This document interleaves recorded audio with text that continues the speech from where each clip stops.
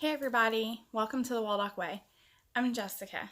Today's video is a continuation of our Gameschool series. This is co-hosted with Ingrid from Mommy and Mia Homeschool Chronicles, and I will link her channel as well as the playlist in the description box down below. Make sure you check it out. You're not going to want to miss any of the videos. Today's subject is science.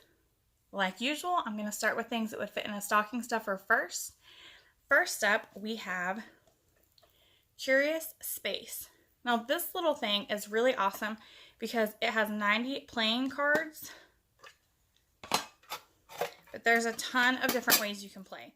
So in this box has the things to play: match, memory, two or more, shout it out, and I believe there's also trivia. So you get all of the different ways to play. So you have a big stack of cards that kind of look like spotted cards. You also have constellation cards on there, trivia cards. You have these spin it cards, so you spin and do different things. There is just beautiful fact cards, if you can see them. It's just a huge deck of cards that has all kinds of different ways you can play. If you're doing a space unit, I highly recommend this because there are so many different games that you can play with this small little tin. Now, I will go ahead and tell you before I even show you all of these science games that, let's see, who is it? I believe it's, Lawrence King is one of my all-time favorite game producers or makers or creators, designers, whatever you want to call it. So you've been warned. Flower families. This is basically Go Fish, but you're playing Go Fish with these beautiful flower family cards. And so these cards tell you that it is in the rose family and then the name of the flower. What's even better is you also get this little booklet. And inside the booklet is like an identification. So it tells you all about that flower family and then shows you which flowers belong in it. So as we play, we normally read the little description as we find each match as we're playing Go Fish. Again, by the same one, we have Match a Leaf. This is actually a newer one. We just recently got this. We've only played it once or twice, but it's still beautiful. So you would basically lay all the cards down. You'd be playing them like memory, and you would flip over the red maple, and the match to it would be the red maple leaf. So you would be matching the leaf to the tree, which is really fun and great for nature study as well, because you're figuring out, like what the leaves of which trees look like. And again, one of the things I love most is in this booklet, you have, for instance, there is information on the red maple. So it says, this is the tree that provides most of the fall colors for which the east coast of the United States is famed. It gets its name from vibrant rich hues of lobed leaves during that season. A medium-sized deciduous tree with round crown grows to about 66 feet tall and is popular in gardens. So it tells you quite a bit of information about the tree as well. Again, by the same company, we have Match a Pair of Birds. And very similar to the Match a Tree, what you are going to be doing is matching the male to the female bird. This was so much fun during our bird unit because we learned that most females and males look differently. And so this was a great way to be able to see side by side the difference in them. So that would be your kingfisher match. And again, it comes with a little booklet that tells you more about each bird. So every bird has its own little paragraph that tells you facts about it. The last stocking size one I have for that game is the Match a Track. And just like the others, it is going to be where you would match the tracks of the animal. So you would draw the animal and the tracks and flip them over, and that's how you would make your matches. And again, it comes with a little booklet that shows you each of the animals and what their match is. That would also make a great little identification guide. All right, moving on, we have cardline dinosaurs. Now this is from the same makers of Timeline, and you play by length and weight. And so you would try to put the cards down where they fit in length and weight. Now, if you missed my history and geography one last week, I'm going to go ahead and tell you my little secret.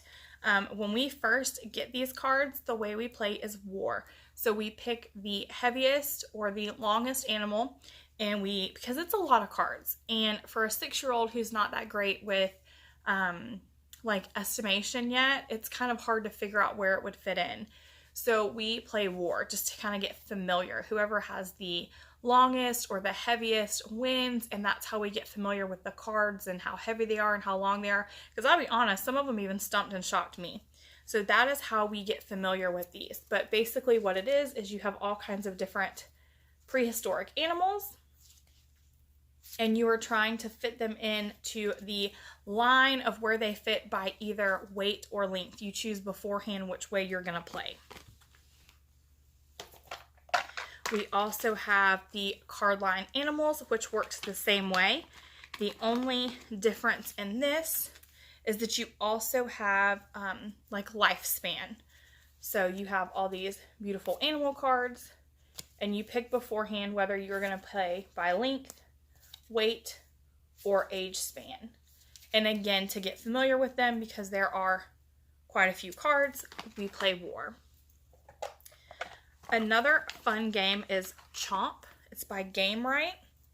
It's kind of like a war game, but instead of it being who has the highest number, it's whoever's highest up on the food chain. So you have all of these little ocean animals, obviously with the shark being at the top of the food chain, and you would play war, and whoever is higher on the food chain wins. So that is a super fun and quick game. This was one that I picked up at Rainbow Resources, one of those that just put me over the $50 mark that I needed, but I'm so glad I did. I come from a family of fishermen. We live in an area where the river is a block from our house, so freshwater fishing is huge. So this was called Junior Wrangleland Ficklefish. So you roll a dice, and by rolling the dice, it tells you what you're going to do. So if you roll 1, you can catch any fish. If you roll a 2, you give a player a fish. If you roll 3, the fish got away, so you don't get a card. And what you do is you put all of your fish cards face down in a stack, and you're like fishing for them. And each one that you draw is an actual fish, and it tells you about the fish up here, and then it tells you how many points each one is. And they're points based on how hard they actually are to catch in real life. So I was really, really happy that I bought this game. It also does come with a kind of guide of where each fish is in the United States, kind of like where their habitat is, where they're known for being. And like I said, as a fishing family, that was probably one of my favorite finds. Another series that I highly recommend if you missed last week is the Professor Noggin Trivia Decks. I have quite a few here. We own over 20 decks. This is the insect deck. Each card has questions on the back, and easy and hard. You roll a 3-sided dice. Well, it's a 6-sided dice, but it has numbers 1 through 3 on it to figure out which question you're going to be asked. Somebody asks you the question while you're looking at the picture. If you get it right, you keep the card. Whoever has the most cards at the end wins. What's great is these are small, they're easy to travel, you can play them at restaurants, you can take them in the car with you, and they're perfect for unit studies because they're one topic. So this entire deck is all insects. So as you can see, there are tons of different insects that you will be questioned on. Along the same lines, I went ahead and also pulled out the human body deck so that you could see if you're doing the human body. This would be a great addition. And I also pulled out the space deck. If you're doing a space unit, another great addition because you have tons of space questions. And the last one I pulled out is one we are not really that good with yet, is the scientist deck. So this is all about the actual scientist, which I thought was pretty cool to learn about scientists. The last game I have for you that would fit in a stocking is called Into the Forest, and it is a food chain game as well, One of my favorite things is just the beauty of the cards themselves. I mean, it's absolutely gorgeous. It's kind of similar to a war, but it also works off the food chain, and it's not just your typical food chain. It goes all the way down to like decomposers, and like you can see here, that card is death and decay. It tells you what it eats, what eats it, and it gives you the information about how that card can be played on the bottom of it as well. So that's all of the stocking stuffers that I have for science. Moving on to the ones that don't fit inside the stocking, I'm going to go ahead and start with the stack that I get asked about the most, because normally I'm sitting in front of them in some of my intros, and it is by the designer, maker, whatever you want to call it, that I already said I love, and it is the bingo sets. We have the bird bingo, we have the cat bingo, we have the dog bingo, we have the monkey bingo, and we have the bug bingo. The only one we don't have, at least not here, is ocean bingo, and that's only because it's in my closet because we're getting it for Christmas. Now, I get asked all the time, it's just bingo. Do you really need all of them? Yes, I do anyway. And here's why. I'm going to show you. The first reason is because the quality of these games is absolutely phenomenal. I've never seen anything have quality like this before. You get this large, beautiful board that you lay out. And then you get this bag with the calling cards, and it is super thick. And so as you pull it out, you call it, and then you match it to that board I just showed you. So you're doing matching. You also get these really heavy-duty, thick bingo chips. They're like a chipboard. And you get, I'm not sure how many, but there is a ton. Let's see. Probably 8, I think, bingo boards. So up to 8 people could probably play, maybe even more, I'm not sure. But in addition to all that, you also get this really beautiful book that has the guide to the book, to the birds. So each bird, and it tells you about each of the birds. So yes, it is bingo, but it's like a bingo memory match. It can accommodate quite a few people, and it has tons of education built into it. So we absolutely love these. It's one of probably our entire family's favorite because it is just, it's so beautiful. It's fun to play. There are so many different options because, you know, we can pick birds today, cats tomorrow, you know, whatever we want to do. And there's one for everybody. Like, I really, really like the birds. My husband really, really likes the bugs. My daughter really, really likes the cats. I have a feeling ocean's going to be everybody's favorite. Yes, for us, these are a must. I mean, no, you don't really have to have them, but they are gorgeous. They are more than just bingo. The amount of information that comes with them and the quality of them is just superb. Okay, moving on. Camp is probably one of the best nature, outdoorsy, woodsy type games that there is.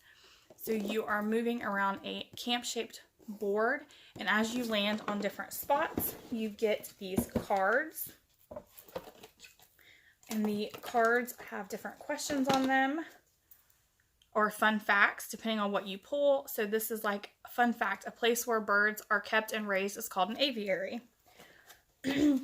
So those are some of the different fun facts. But then you're also asked things like, what is a baby fish called? Which is one of the questions. As you can see here, these are different size wilderness explorers. So you have like level 1, 2, 3, and 4. So a level 1 question is, what is a baby fish called? A crayfish, a duckling, or a minnow. A level 2 is, what is a male pheasant called? A rooster, a hen, or a drake. A level 3 is, what type of gopher leaves mounds of dirt, striped, pocket, or chipmunk. And then a level 4 is, what is the longest a Galapagos tortoise has lived? 100 years, 150 years, or 50 years. And then what's really cool is you get this little decoder and you slide your card in and the decoder will show you your answer after you've given it. So there is a lot of really awesome things to this game, especially since there's 4 levels. You can have a large family play, and your 4-year-old can play with an adult, and nobody is better off than anybody else since there's so many levels, and there is a ton of learning. It shows on the box that it is a multi-generational game, and I definitely agree with that. The levels of question makes it very easy for many ages to play together. We have Scabs and Guts. This is a game where you are just going around the human body board, and you pick, depending on which organ you land on, you get a card from that stack, and it's either a trivia card or like a do something card. What makes this game, I guess, interesting or so fun, at least for my daughter, is the cards range from true or false. Hair grows more slowly at night during the day. If you try to stop yourself from vomiting by closing your mouth, where will it come out? Creating a hole in the skull to allow evil spirits and demons to escape is called what? So there's like some serious cards and some funny cards. Some of the cards, I'm not going to be able to find one now, are as simple as telling you to do something. Let's see.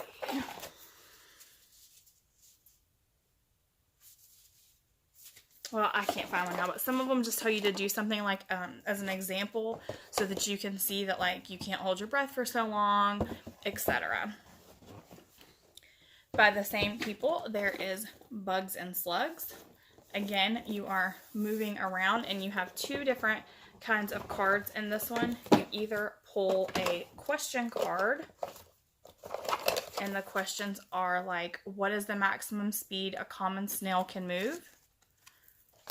Or you pull an activity card, and this activity card says, make up a little rhyme about slugs or snails. If you do it in less than 30 seconds, you get to move ahead of space. Some of the activity cards also say, like, to act like a certain insect and see if the other people can guess which insect you're acting like, etc. They're a lot of fun because there's some really funny activities that go with it. Oh, this one's really heavy. Hit the habitat trail. I'm definitely not opening this because it has a ton of pieces and parts to it. Not in a bad way. But what you are, of course it would be on upside down. What you are doing is you are moving around the board. And as you move around the board, you are moving through all the different habitats. And you are answering questions within the habitats. And whoever gets to the finish first by having all of their tokens because they've answered a question from every habitat correctly is the winner. It is a lot of fun. This is probably one of the longer games as far as length that we have, but it is a lot of fun. We really like it. We also have the Amazing Animal Trivia game. And the way this game works is all of the animals are on here, and you have to flip them over to make a match. And then if you make a match, you answer the questions correctly from each question, from each little card on each turn. If you get it correctly, you get to attempt to make a match. Whoever gets all of the matches, or once all the matches are gone, whoever has the most wins. So you answer the trivia questions, and there's 200 different questions or cards in there, so tons of cards. But once you answer it correctly, you get to attempt to make a match, and whoever once all the matches are gone, whoever has the most wins. So it's a lot of fun because you are doing trivia and trying to make matches, and you're trying to remember things at the same time. This game is called Totally Gross, the Game of Science. And it's very similar to some of the others. You're moving around the board and you are answering questions that are scientific. There are all kinds of questions. If I can get it open, I'll try to show you the board a little bit better.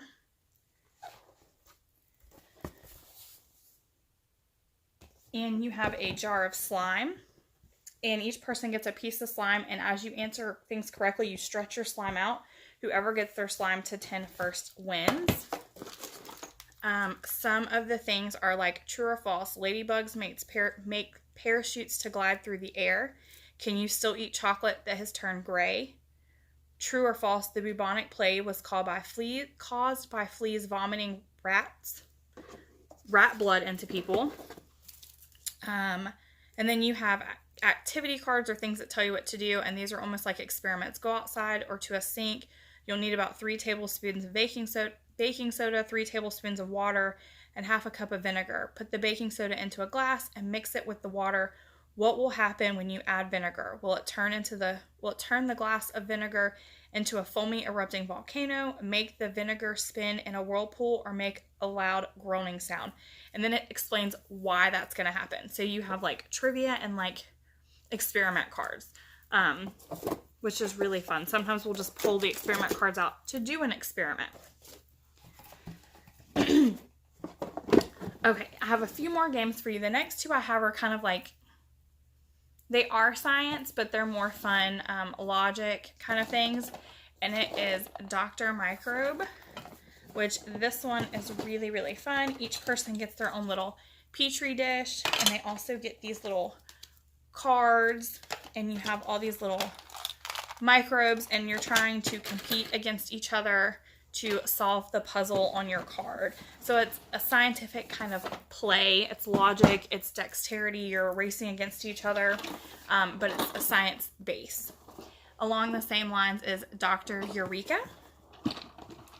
You have these test tubes with these little different color balls in them, your chemicals, and you are flipping a card over like this, and what it is you will have 3 test tubes that will each have 3 of the same colors, and you have to flip these back and forth until you can finally match it to your card without actually throwing the balls out or touching the balls with your hand.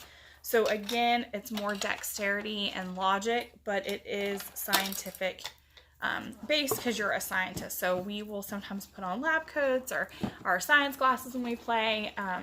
What I do also like about these 2 games that I just showed you is they can be done single player as well. You don't have to have more than 1 player to play them. All right, technically this is the end of the Game School series. We had only decided that we were going to do the 4 main subjects before Christmas. However, you guys have been begging me to see all of my game shelves, and the more I've looked at it, the more I've decided I'm going to go ahead and share everything with you. So make sure you subscribe, hit that bell icon so that you'll be notified. Yes, Christmas is almost here. Maybe you wouldn't be able to get the rest of them in time for Christmas. However, I'm going to go ahead and continue with the Game School series, and there will be a few more videos as part of it. So make sure you subscribe, hit that bell notification icon, and stay tuned because there will be more.